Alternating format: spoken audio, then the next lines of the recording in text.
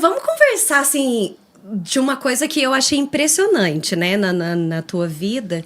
E eu queria saber também o que passou na sua cabeça, porque você você formou em fonoaudiologia. Isso. É fonoaudiologia que fala? Né? Fonoaudiologia. Você formou, tava concursada com 30 anos e resolveu mudar. Foi. Como que foi isso? Foi assim mesmo. Então, foi assim, eu me formei em fonoaudiologia, comecei a trabalhar na época. Gostava muito do que eu fazia, assim, a minha demanda era, a maior parte das vezes era crianças, então, ali com a terapia, né, então aquele contato semanal, né, algumas crianças até mais que uma vez. Trabalhei um tempo em Alterosa, depois fui embora fazer especializações na área e fui trabalhar, né, aí depois trabalhei um período em Muzambinho e fui embora para Taubaté. Então, lá eu trabalhava com crianças especiais. Ai, que legal. Então, eu trabalhava com múltiplas comorbidades ali. Então, tinha Down, tinha autista, tinha crianças com mielomeningocele. Que é isso? Alteração na coluna. Então, a criança não consegue andar. Normalmente é por causa de deficiência de ácido fólico durante o período gestacional, sabe? Olha a importância do ácido fólico. Super importante. Então, assim, aí tinha terapia com essas crianças. E aí, eu fui... assim, tendo muito contato com esses pais e vendo o quanto era complicado e trabalhando com alguns psiquiatras na época lá. E eu via que era uma psiquiatria ainda assim um pouco distante, né, dos familiares, das crianças. E eu tinha um olhar assim que eu precisava mudar aquilo, sabe? Precisava fazer diferente. E olhando aquilo, né? Mas aí a minha prima resolveu fazer vestibular. E ela começou a fazer para pensar em várias áreas, né? Não sabia muito o que fazer. E eu estimulando ela... Mas isso ela com 18 anos. Isso, ela idade com 18 normal. anos lá.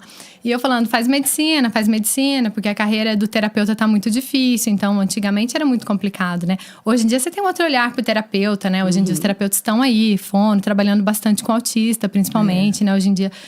E aí eu comecei a estimular muito ela. Faz medicina. E aí o meu esposo, o Matheus, falou assim: Letícia, faz você. Você fala tanto pra ela, por que você não faz?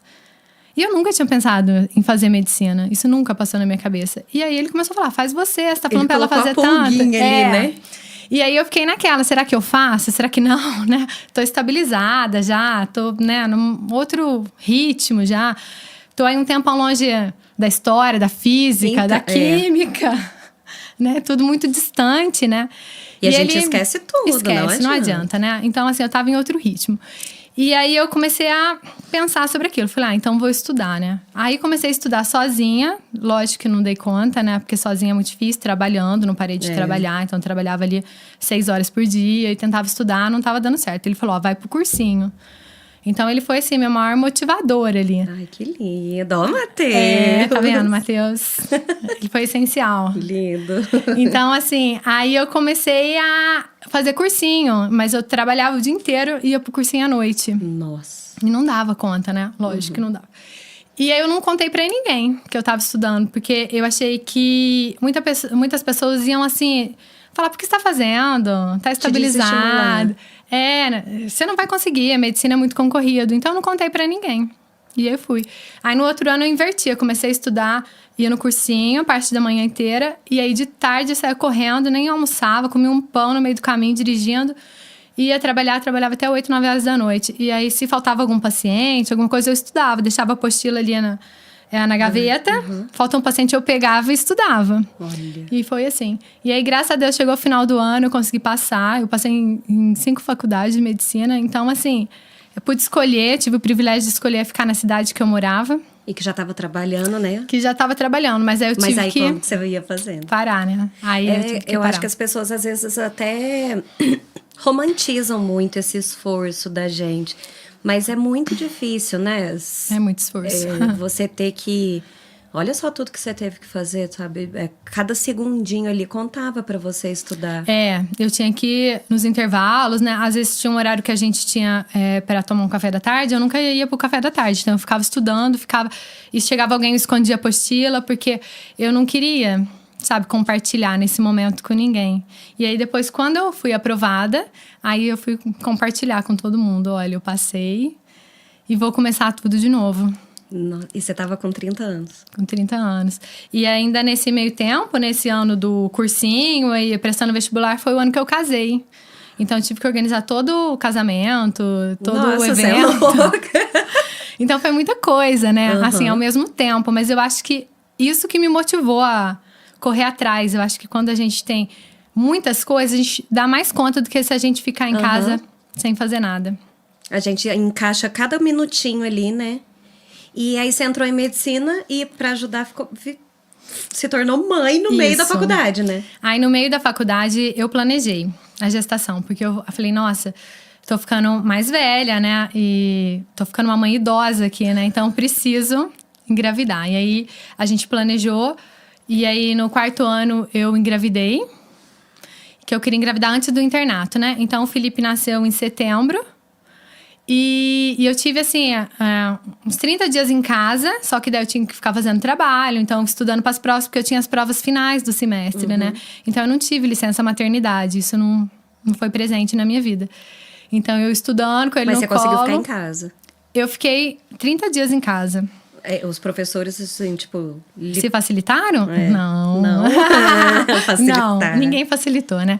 Eu tinha que fazer trabalho e eles ainda pediam trabalhos manuais, né? Então, não podia mandar o trabalho lá digitado. Então, tinha que passar tudo à mão, lá, várias folhas. Mas você falou que estava velha. Velha quanto? Então, é que agora eu vou fazer 40 esse ano, né? Então, eu tava já com 35. Ah, Mas hoje... pra medicina, a gente fala assim que a partir dos 35 anos é uma mãe idosa. Ah, é? Por quê? Porque começa a ser de risco.